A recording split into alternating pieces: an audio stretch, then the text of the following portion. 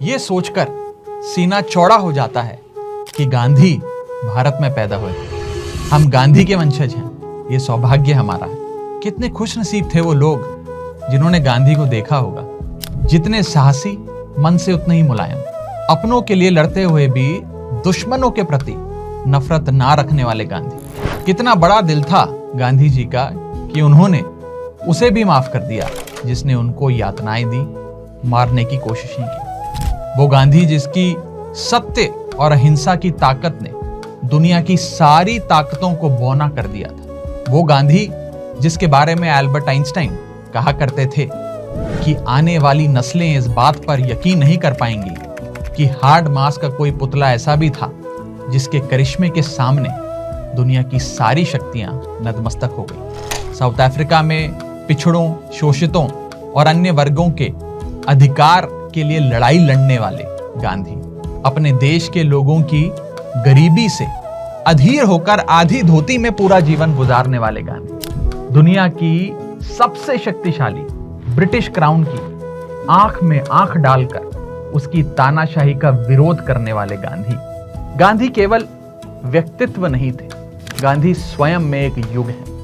ऐसा युग जिसमें न्याय की लड़ाई है, ऐसा युग जिसमें अधिकारों के लिए संघर्ष है, ऐसा युग जिसमें इंसानियत और दूसरे का दुख महसूस करने का साहस है, ऐसा युग जिसमें राम सिर्फ नाम नहीं, मर्यादा और कर्तव्य है।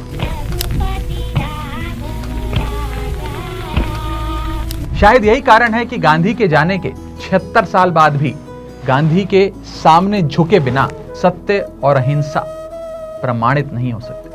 अमेरिका से लेकर यूरोप तक, अफ्रीका से लेकर ऑस्ट्रेलिया की गलियों तक आपको गांधी दिख जाएंगे। उनका कद कितना बड़ा है, उनका ओहदा कितना ऊंचा है, उनकी मूर्ति के सामने झुके हुए लोगों से पता चलता है।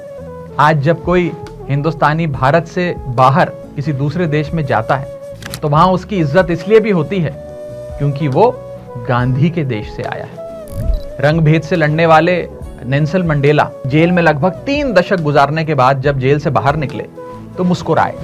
पत्रकारों ने उनसे पूछा कि इतनी मुश्किल के बावजूद भी आप मुस्कुरा रहे हैं। मंडेला ने कहा, मैंने गांधी को पढ़ा है। यह है गांधी की ताकत। सारी दुनिया में अहिंसात्मक आंदोलनों के प्रेरणा स्रोत हैं गांधी। देश की आजादी के लिए गोली, बंदूक, तोप और गोलों के खतरनाक अंजाम से बेफिक्र होकर निहत्थे लड़ते गांधी।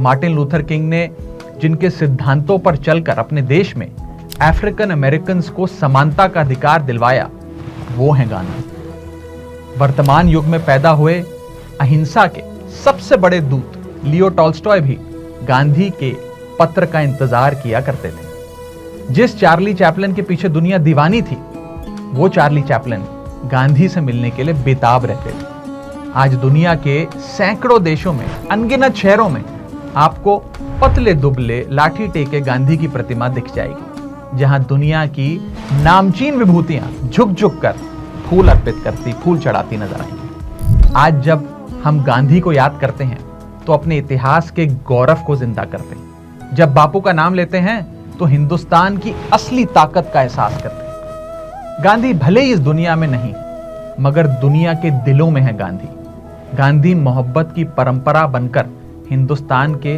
सीनों में धड़कते हैं। आज भी सत्य की पगडंडियों पर चलते हुए गांधी मिल जाएंगे आपको। बस दिल से याद तो कीजिए गांधी को।